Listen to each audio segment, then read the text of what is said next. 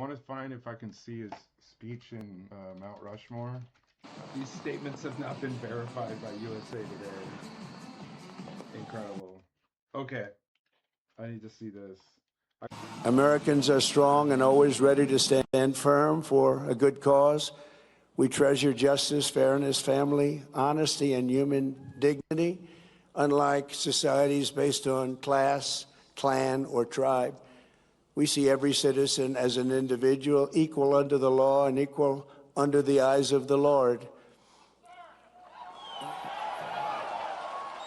In America, we speak English because that is the language of our founding, and for 1,000 years, that has been the language of freedom. An American... What? I'm sorry. For 1,000 years? My guy. English didn't exist, has not existed for 1,000 years.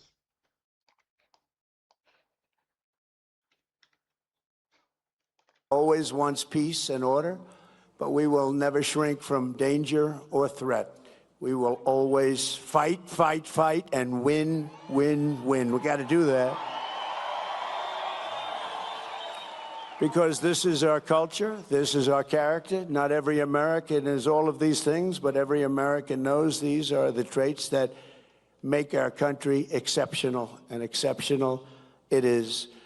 You do not have to be born here, but you do have to love what we have built. You must love our country. You must love our country? You know, there has never been anything like us anywhere on earth, and we are not going to let anyone take that away. Yet as we approach this magnificent anniversary, we see our American identity under a renewed attack.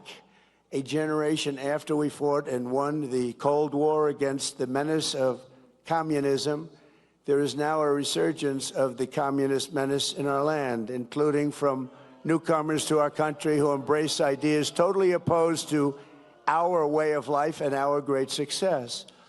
These are not mere political disagreements like differences over taxes or regulations.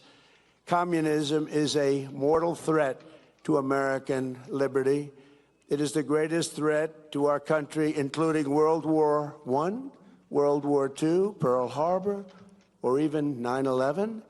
We're not going to let this happen to us. Believe me, we're not letting it happen. Because communism is the enemy of free people everywhere, everywhere in the world. Never works. It's the enemy of the Constitution. Above all, it's the enemy of July 4th, 1776. It is the enemy indeed. Even while the radicals and extremists attack our incredible history at every turn, they are silent on the miserable history of communism itself, because it never worked. Thousands of years, if you look at it, under different names, under somewhat different ideologies and systems, that system has led to more death and destruction than any system ever tried. It killed 100 million people just in the last century alone. Communism is the exact opposite of life, liberty, and the pursuit of happiness. It's death, tyranny, and the pursuit of evil. The godless communist morality states that anything is justified to bring about inhuman visions and to really propose what's good. They don't want good. They don't love God, and they don't want God. They don't love religion, and they don't want religion, and they won't have it. But we will not let them win. They have no chance against us. They have no respect for law. He's just also like contradicting himself, because he said like foreigners from outside, and he's like talking about like Islamists and stuff. But then he's also saying that like they hate God. So like, which is it, dog? Are they communists or are they Shia Islamists? Like, he's gesturing at two things, and he knows that his support base is so stupid that doesn't even matter. Justice, principle, tradition, or your God-given rights. It's an ideology of mass theft, mass control, mass lies, and mass murder. Such doctrines can be given no quarter in a democracy. because the first thing they do when they get into power is turn around and destroy it. It always is destroyed, just as communists have done in other countries all over the world, no matter where you look.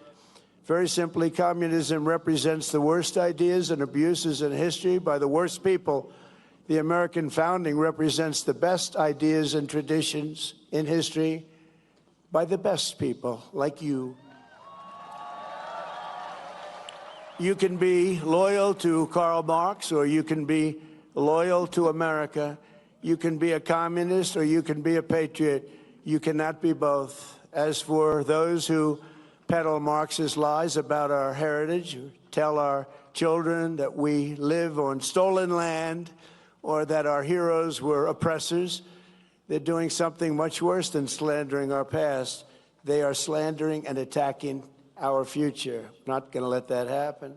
They're trying to tear down the great American character, to destroy the people who declared independence, who crossed the Delaware, who settled the West, and who conquered the skies. You know who those people are. But we will never let that happen. Our American ancestors did not shed their blood at Concord and Trenton, Gettysburg and Shiloh, Midway and Normandy, just so that a band of thieves, radicals, and lunatics could come in and loot, pillage our nation. Our heroes died to win, build, and to save, and to build truly a great country, the greatest country ever in the world. The greatest country ever. So on the eve of this 250th anniversary of American heritage, we resolve and swear for all to hear that the citizens of the United States of America will vanquish communism quickly. Don't let them take too much of your time. You know they're wasting your time, don't you? But we're not going to let them take too long or too much of our time as they play their games and send them into exile. We will send them quickly away, and we will continue to build our country bigger. Send them into exile. And better and stronger than ever before. America will never be a communist country.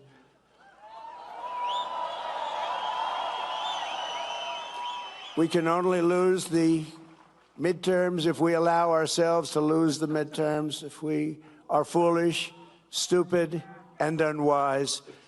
But if we terminate the filibuster, as we should do, and immediately vote for the Save America Act, then we will not lose an election for 100 years. We do that, we're not going to lose an election for 100 years. The Communist Party is made up of illegal immigrants, criminals, and everybody that doesn't want to work. Communism is a loser. It always was, and it is right now. It's a big loser. Look at the people that are promoting it. They are not the people you're going to follow. In 250 years, the free people of this land. What about Chairman Z? What about your boy who brought you to the sacred garden? Who you said that you had a great relationship with? Is he a loser? I don't know.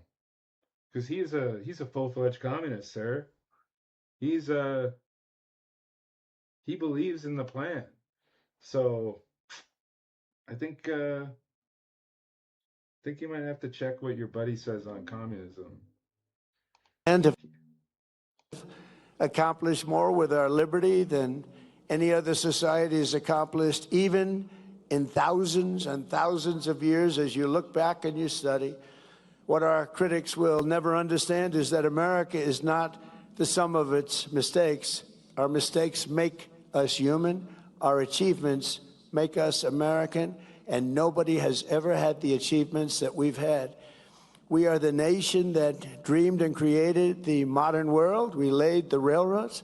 We raised up those big, beautiful skyscrapers, harnessed electricity, and invented the light bulb, the telephone, the airplane, the assembly line, the television, the microchip, the... Very, very crazy interesting, but the person who stole all of Nikola Tesla's work and essentially handed it over to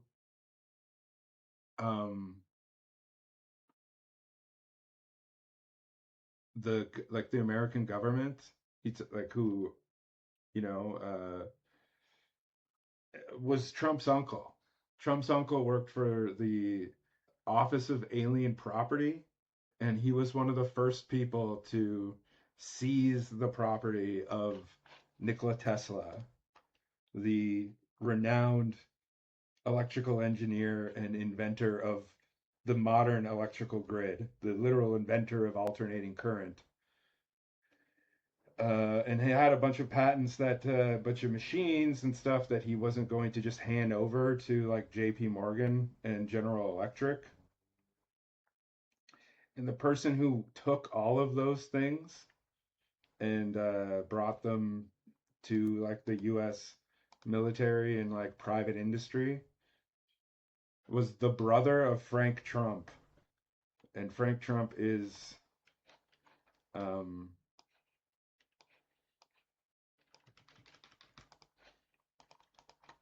Frank Trump is the father of Donald Trump. Isn't that interesting? Personal computer, the internet, the GPS, the smartphone, and almost everything else that has ever been invented, including, especially over the last few days in certain areas, a thing called air conditioning. We invented it all. We charted the human genome, cured diseases. We powered entire cities by splitting single atoms and planted our flag on the moon. Americans fill the airwaves of the planet with our music and our culture. We invented baseball, basketball, football, volleyball, NASCAR. You didn't invent basketball. A Canadian invented basketball. The trophy is named after him. And the rodeo. We love that rodeo of the West. Americans have won the most Olympic medals of any country in the world by far, the most Nobel Prizes. Well, they haven't given me one. Settled 8 wars, I still haven't gotten it. That's okay. And the most world records. We publish by far the most patents. We produce the best movies. We make the best music. And we raise up the greatest entertainment. Basketball was invented by Dr. James Naismith in 1891, who was a Canadian physical education instructor at the YMCA training school in Springfield, Massachusetts, America. The man was a Canadian. Those are facts. And I'm not doing Canada exceptionalism. I'm just telling you the truth.